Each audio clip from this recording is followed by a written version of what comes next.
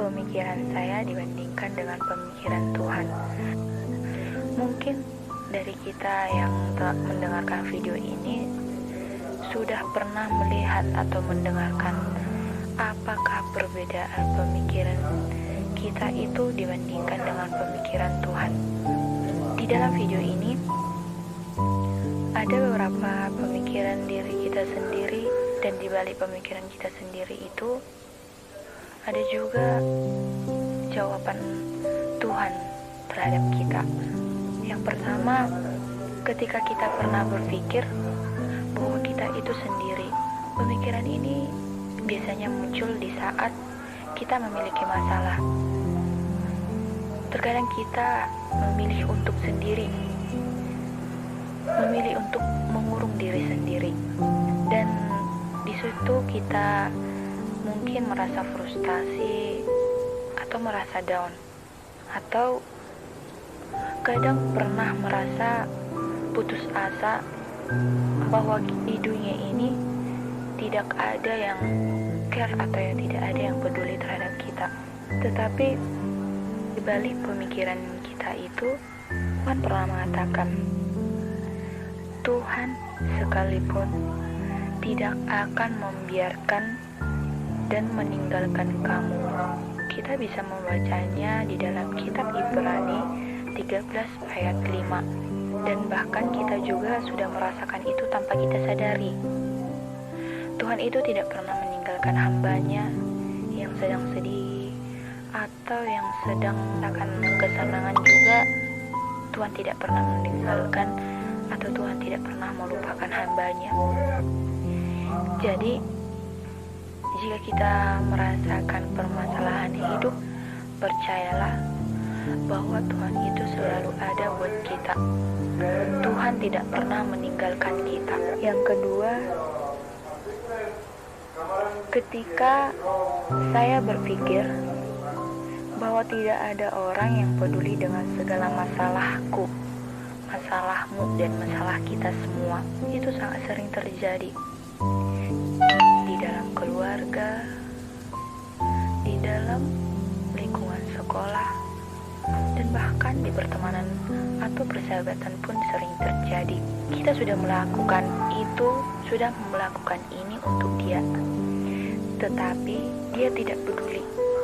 Cukup hanya kita bisa membantunya, dan itu tidak dia merasa perbuatan yang kita lakukan terhadap dia. Hidup kadang sangat lelah untuk dijalani, berputar, dan bahkan sulit untuk ditebak. Tetapi di balik pemikiran kita itu juga Tuhan mengatakan, Tuhan itu setia dan akan mendengarkan setiap doa orang yang percaya, orang yang benar, yang meminta pertolongannya. Kita bisa membaca itu di Mazmur 145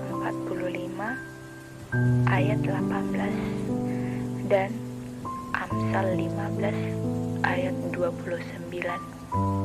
Jadi di saat kita sendiri, di saat kita melakukan sesuatu tidak ada yang peduli, jangan pernah bersedih. Ingatlah bahwa Tuhan itu selalu ada, selalu setia untuk menemani hambanya yang membutuhkan dia. Yang ketiga,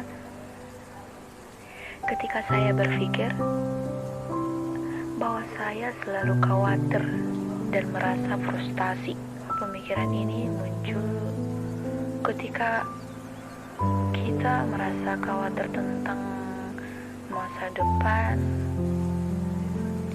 dan khawatir tentang seseorang pun, dan merasa frustasi saat semuanya tidak sesuai dengan hal yang kita inginkan. Khawatir terhadap masa depan itu, itulah yang kita pikirkan saat ini.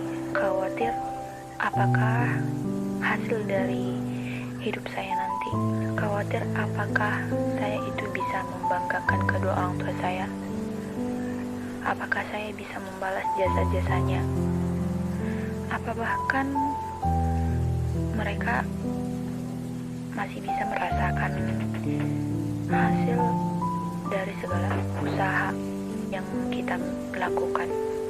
Dan di dalam kekhawatiran kita itu, mungkin kita sangat frustasi jika kita memikirkan itu semua.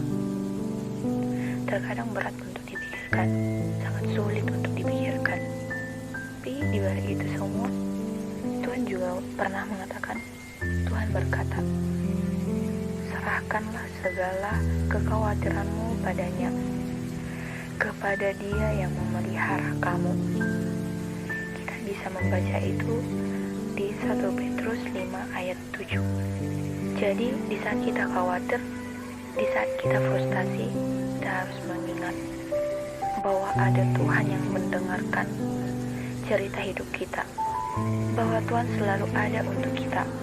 Tuhan selalu mendengarkan cerita hidup kita, dan bahkan Tuhan berikan pertolongan bagi kita untuk tetap semangat untuk menghadapi kehidupan ini. Yang keempat, ketika saya berpikir bahwa saya itu sangatlah kacau, pikiran ini muncul pada saat kita melakukan sesuatu itu, tetapi hal yang kita lakukan itu membuat orang tidak senang dengan kita. Dan kita telah membuat sesuatu, tetapi sesuatu yang kita buat itu tidak sesuai dengan apa yang kita harapkan. Dan akhirnya kita berpikir bahwa saya itu tidak berguna di dunia ini. Saya itu tidak berguna bagi siapapun. Dan saya itu sangat kacau. Tetapi jika kita menyadari,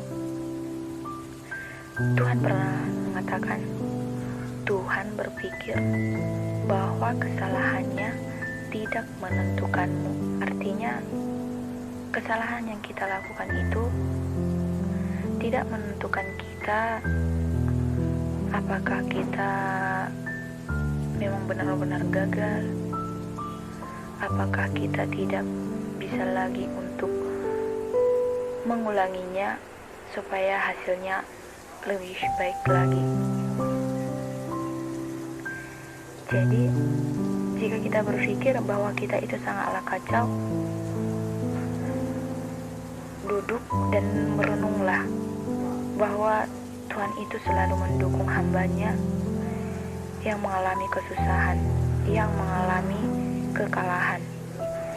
Yang kelima, ketika saya berpikir bahwa saya tidak bisa memaafkan diri sendiri, pikiran ini kadang muncul ketika kita melakukan sesuatu tetapi tidak menghasilkan apapun. Kita sudah berusaha melakukan ini, kita berusaha telah melakukan itu, tetapi tidak menghasilkan apapun, tidak memiliki untung dari usaha yang kita lakukan. Dan kita sangat benci terhadap diri kita sendiri. Mengapa diri saya seperti ini? Mengapa diri saya tidak bisa berguna bagi orang?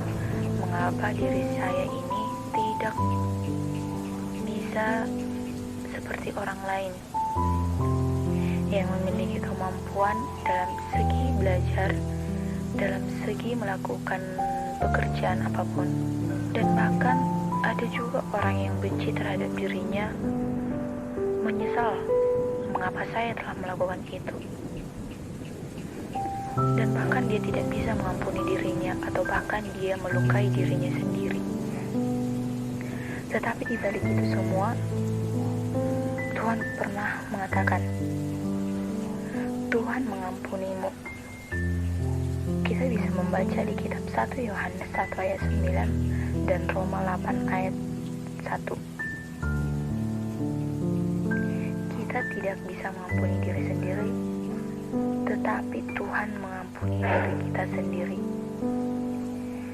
Baik buruknya seperti apapun diri kita sendiri, Tuhan selalu mengampuni kita. Sebesar apapun kesalahanmu,